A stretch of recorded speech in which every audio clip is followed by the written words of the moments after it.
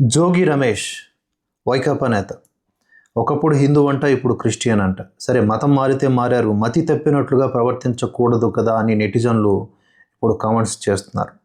స్వయంగా అతని కోడలే బయటకు వచ్చి కొన్ని భయంకరమైన విషయాల్ని చెబుతోంది, ఆరోపణలు చేస్తోంది. కేసులు కూడా నమోదయ్యాయి మొత్తం వాళ్ళ ఫ్యామిలీ మెంబర్స్ 11 మంది మీద. సో వీళ్ళందరూ కూడా హింసించారు ఒక ఆడపిల్లని కట్నం కోసం. ఆ యాంగిల్ ఒకటి, మతం అనే యాంగిల్లో కూడా హింసించారు. ఇంకా అనేకమైనటువంటి అంశాలు ఉన్నాయి.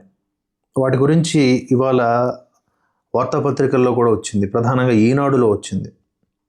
ఆవిడిచ్చినటువంటి కంప్లైంట్ ఆధారంగానే కనుక ఒకసారి మనం గమనిస్తే 2025 మే 28న సూర్యాపేటలో జరిగినటువంటి మా వివాహం తర్వాత నా భర్త జోగి రాజీవ్ ఏ రోజు నన్ను సరిగ్గా చూసుకోలేదు, శారీరకంగా మానసికంగా వేధించాడు, అత్తమామలు అతనికే వత్తాసు పలికారు.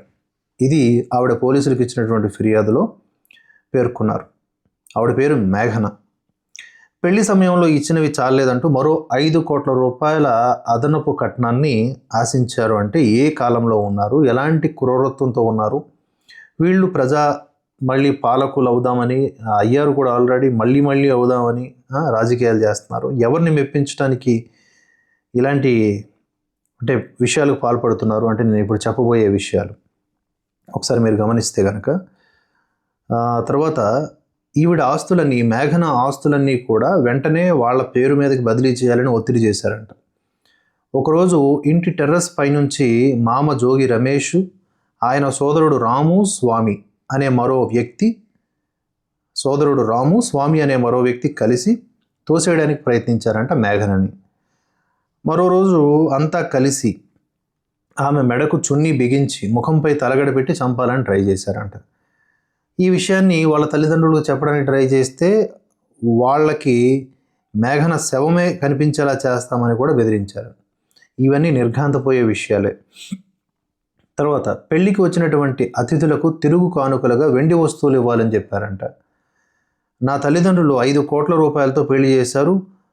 1.5 కిలోల బంగారము, 10 కిలోల వెండి, ఆడపడుచులకు 9 లక్షల రూపాయల కట్నంతో పాటు అనేక కానుకలు ఇచ్చాము. అయినా చాలేదని అప్పటి నుంచి వేధిస్తూనే ఉన్నారు. నా భర్తకు శారీరక సమస్య ఉందని, ఆయనకు ఇంపార్టెంట్ అని కూడా చెప్తోంది ఈవిడ. అది దాచిపెట్టి మోసం చేశారని పేర్కొన్నారు. నన్ను చాలా రోజులు బంధించారు. 2 రోజుల పాటు భోజనం కూడా పెట్టలేదు. నేను రోజు ఉదయాన్నే పూజలు చేద్దామని, ఇది కూడా ఇంపార్టెంట్ పాయింట్, పూజలు చేద్దామని అగరబత్తి వెలిగిస్తే శవం కాలినట్లుగా వాసన వస్తోంది అని అవమానించేవాళ్ళంట. తర్వాతే వాళ్ళంతా క్రైస్తవంలోకి మారారనే విషయం వెలుగులోకి వచ్చింది. ఈ మేఘన కోడలుగా తొలి రోజు అడుగుపెట్టినప్పుడు క్లైమేట్ అంతా హిందూ క్లైమేట్గానే ఉంది.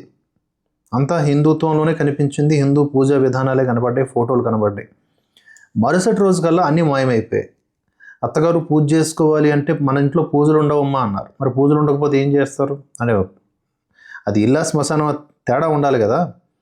ఆవిడ తేరుకొని అర్థం చేసుకొని మొత్తానికి పూజలు అనేవి ప్రతి హిందూ ధర్మంలో ఉన్న ప్రతి ఆడపిల్ల కోరుకునేది, పొద్దున్నే ప్రశాంతంగా చేసుకోవాలనుకునేది. పైన గదిలో ఎక్కడో ఒక చోట అరేంజ్ చేసుకుంటే అక్కడి నుంచి వచ్చే గంట చప్పుడు వీళ్ళకి ఇబ్బందే, అగరబత్తి వాసన ఇబ్బందే. దాన్ని కాలిన శవంతో పోల్చారు అంటే వీళ్ళు మతాలు మారడమే కాకుండా, నేను స్టార్టింగ్లో చెప్పాను కదా, ఎవరిని మెప్పించడానికి మతాలు మారారు అనేది కూడా చూడండి. ఇక్కడే కొంతమంది కామెంట్స్ చేస్తూ ఉన్నారు, జగన్మోహన్ రెడ్డిని ఇంకా ఎక్కువగా ఇంప్రెస్ చేయడానికి కొంతమంది మతం మారారు. అలా మారిన తర్వాత వన్స్ ఏమైంది చూడండి. మతం మారడం వేరు, హిందుత్వానికి వ్యతిరేకంగా వెంటనే మారిపోవడం. అంటే హిందుత్వాన్ని ద్వేషించటం అనేది ఇక్కడ మతం మారినోడికి ఒక ప్రాథమిక నియమం అయిపోతుంది. అందుకనే మతం మార్పిడులకు వ్యతిరేకంగా పోరాడుతుంటాం. సామరస్యం అంటే ఎట్లయితుంది? నువ్వు నన్ను కొట్టి మళ్ళీ నేను నిన్ను తిరుగు కొట్టాలి అని అనుకోవడం తప్పంటే ఎంత దారుణమైనటువంటి విషయం చూడండి. ఇది దీంతో పాటుగా ఆవిడని గోవాకి తీసుకువెళ్ళి చంపాలని ట్రై చేశారంట. 2026 ఏప్రిల్ 13న అర్ధరాత్రి నా భర్త, అత్త, మామ, ఆడపడుచు, మరిది కలిసి ఒకేసారి నాపై దాడి చేసి చంపేందుకు ప్రయత్నించారు. మామ రమేష్ నా ముఖంపై దిండు బలంగా నొక్కిపెట్టారు. నా భర్త నా మెడకు చున్ని బిగించి చంపడానికి ప్రయత్నించారు. ఇవన్నీ కూడా ఇంకా వింటుంటేనే భయం కలుగుతుంది. మొత్తానికి ఆవిడ స్టార్టింగ్లో ధైర్యం చేయలేకపోయింది, ఇప్పుడు ధైర్యంగా బయటకు వచ్చి చెప్పడం అనేది జరిగింది. పోలీసులు కేసులు నమోదు చేశారు, విచారణ జరుగుతుంది. ఒకవేళ కనుక ఈ ఆరోపణలన్నీ నిజమని తేలితే వీళ్ళందరూ కూడా తగిన శిక్షని అనుభవించాలి. మతం మారితే ఏమవుతుంది అనేది కూడా ఈ ఓవరాల్ స్టోరీలో మనకి తెలుస్తున్నటువంటి ఒక విషయం. ఆడపిల్లల్ని ఇంత దారుణంగా హింసిస్తారు, మళ్ళీ ఓట్లు అడగడానికి అదే ఆడవాళ్ళ దగ్గరికి వెళ్తారు.